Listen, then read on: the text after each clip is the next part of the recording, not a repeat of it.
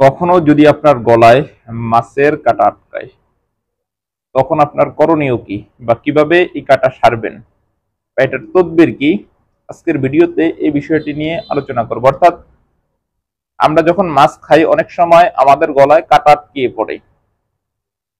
যদি এই সমস্যাটি আপনার হয়ে থাকে তাহলে আপনি কিভাবে তদবির করবেন এবং কিভাবে এই কাঁটাটি আপনার গলা থেকে সারাবেন, আজকের ভিডিওতে এই বিষয়টি নিয়ে বিস্তারিত আলোচনা করব। সুতরাং আমি মনে করি আজকের এই ভিডিওটি আপনাদের জন্য খুবই গুরুত্বপূর্ণ এবং খুবই উপকারী এবং খুবই দরকারি একটি ভিডিও। তাই ভিডিওটিকে না টেনে শেষ পর্যন্ত দেখার চেষ্টা করব। ভিডিওটি শুরু করার আগে ছোট্ট একটি অনুরোধ করব, আপনি যদি আমার এই ভিডিওটি আমার ইউটিউব চ্যানেল থেকে দেখে থাকেন তাহলে চ্যানেলটিকে সাবস্ক্রাইব এবং ফেসবুক পেজ থেকে দেখে থাকলে পেজটিকে অবশ্যই ফলো দিয়ে রাখবেন নিয়মিত এমন গুরুত্বপূর্ণ ভিডিও পাওয়ার জন্য। চলুন এই বিষয়ে আর কথা না বাড়িয়ে ভিডিওর মেইন আলোচনায় আসতে পারি। দর্শক, কখনো যদি আপনার গলায় কাঁটা আটকায় বা মাছের কাঁটা ফোটে, অর্থাৎ আপনি খাবার খেতে গেছেন, খাবার খাওয়ার ভিতরে কখনো যদি আপনার গলায় মাছের কাঁটা আটকিয়ে পড়ে বা কোনো মাছের কাঁটা যদি আপনার গলার ভিতরে গেঁথে পড়ে, তখন আপনার করণীয় কি বা কিভাবে এই কাঁটাটি সারাবেন। আসলে এই বিষয়টি আমার মাথায় আসতো না, এই বিষয়টি কোনো ভিডিও বানানো। গতকাল রাতে আমি যখন খাবার খেতে গিয়েছিলাম, খাবারের শেষে হঠাৎ করে দেখি আমার গলায় কাঁটা আটকিয়ে পড়ছে। তখন আমার মাথায় বিষয়টি আসলো এবং আমি একটি তদবির করেছি। ওই তদবিরটি আজকে আপনাদের মাঝে শেয়ার করব। কোরআনের একটি নির্দিষ্ট আয়াত পাঠ করেছি, পাঠ করার সাথে সাথে 1 মিনিটের মধ্যে কাঁটাটা ছুটে গেছে। তবে আমি যে মাছটা খেয়েছি ওই মাছটা সামুদ্রিক মাছ ছিল এবং কাঁটাটাও অনেক বড় ছিল।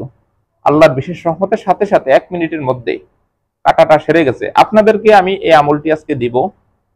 আপনারা যদি এই আমলটি এইভাবে করতে পারেন, ছোট্ট একটি আয়াত, যেভাবে বলি ওভাবে যদি করতে পারেন তাহলে ইনশাআল্লাহ আপনাদের গলায় যদি কখনো মাছের কাঁটা আটকায়, আশা করি কাঁটাটা আর আটকিয়ে থাকবে না।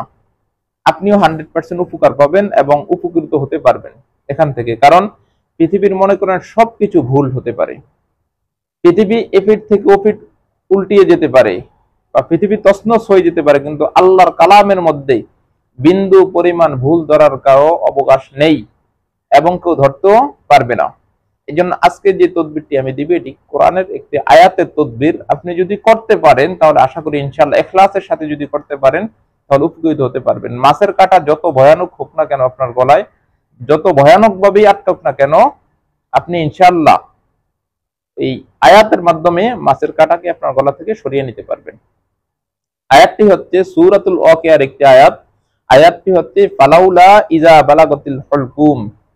আয়াতটি এখন আমি মেনশন করে দিয়েছি, এখানে দেখেন স্ক্রিনে। আয়াতটি হচ্ছে ফালাউলা ইজা বালাগাতিল হুলকুম। এই আয়াতটির মাধ্যমে আপনারা চাইলে আপনাদের গলার মাছের কাঁটা সরিয়ে ফেলতে পারবেন। ব্যবহার করার নিয়ম হচ্ছে, যখন আপনি আয়াতটিকে মাছে গলা আটকাবে বা গলা, ব্যবহার করার নিয়ম হচ্ছে আয়াতটি আপনি যখন গলায় আপনার কাঁটা আটকাবে, আটকানোর পরে গলায় এভাবে হাত দিয়ে আপনি নিজে আয়াতটা পাঠ করবেন, ফালাউলা ইজা বালাগাতিল হুলকুম, ফালাউলা ইজা বালাগাতিল হুলকুম 7 বার পাঠ করে ঢোক গিলবেন, মানে মুখে যে থুতুটা থাকে থুতুটা গিলে ফেলবেন। অথবা কোনো ভাতে অথবা অন্য কোনো কিছুর ভিতরে, রুটি হোক বা যে কোনো জিনিস যেটা খাবারের জিনিসে আয়াতটি পরে 7টা ফু দিয়ে ওই জিনিসটা খেয়ে ফেলবেন। যে কোনো চেষ্টামে আপনি যদি কাজটা করেন ইনশাআল্লাহ আপনার গলার কাঁটা সেরে যাবে। আশা করি আপনারা কথাগুলো বুঝতে পেরেছেন, মেনে চলবেন, উপকৃত হবেন 100%। যেহেতু আমি উপকৃত হয়েছি, কারণ আল্লাহর কালামের মধ্যে কোনো ভুল নেই, এটি কোরআনই তদবির। কোনো কথা বুঝে না থাকলে স্ক্রিনে দেওয়া নাম্বারে আমার সাথে যোগাযোগ করে বিষয়গুলো বুঝে নেবেন। ধন্যবাদ, ভালো থাকুন, দেখা হবে আপনাদের সাথে পরবর্তী ভিডিওতে। আসসালামু আলাইকুম ওয়া রাহমাতুল্লাহি ওয়া বারাকাতুহু।